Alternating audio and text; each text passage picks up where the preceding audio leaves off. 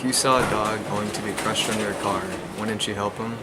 Oskar Schindler, once an advocate of anti-Semitism and spy under Nazi government, then saved over 1,000 Jews during times of the Holocaust. He was born in the town of Svitovi in Czech Republic on April 28, 1908, in a wealthy German family. He grew up with only one sibling 7 years younger than him, a sister by the name of Elfriede Schindler. In his later life, his parents' firm was losing money and eventually went bankrupt, so he joined the Nazis' party side by being a spy for their counterintelligence, also known as the Abwehr, during his times in Czechoslovakia. He soon rose to one of the best workers they had, knowing all about the Polish people's whereabouts and names. By this time, he was already married. At the age of 19, Oskar Schindler bewedded Emily Schindler. But he was unfaithful to her multiple times, as well as became a raging alcoholic. They ended up having 2 kids, a daughter named Emily, and a son, Oskar. It all started when World War II broke out.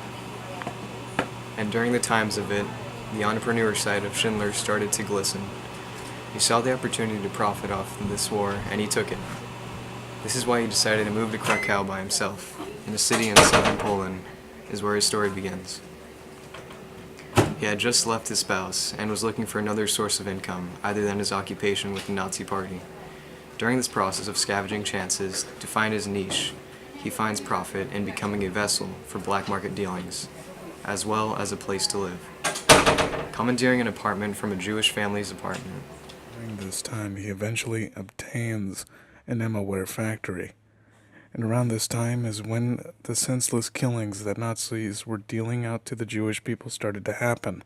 As Oskar is seeing the true colors of the Nazi Party, his rationalism makes a change of heart occur. This new moral decision is really shown and brought to the forefront of his actions.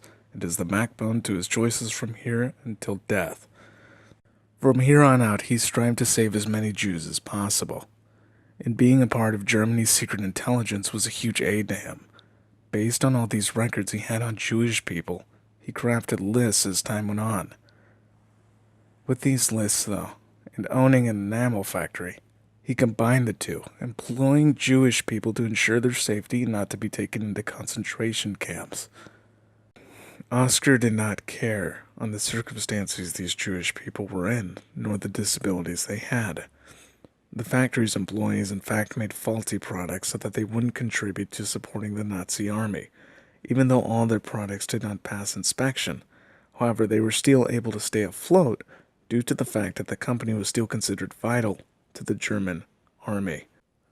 Schindler's lists and the saving of Jewish people is what he was remembered for.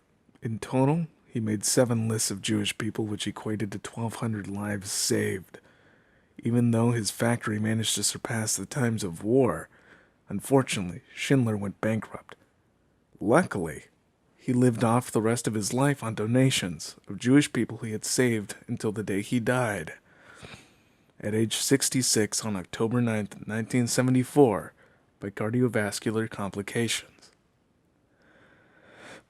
He was buried in Mount Zion in Jerusalem, south of the old city's Armenian quarter, even though he got a film adaptation by Steven Spielberg based off Schindler's first 2 lists, titled Schindler's List. Outtake for the credits? Like, get done with that? I'm gonna... Interesting.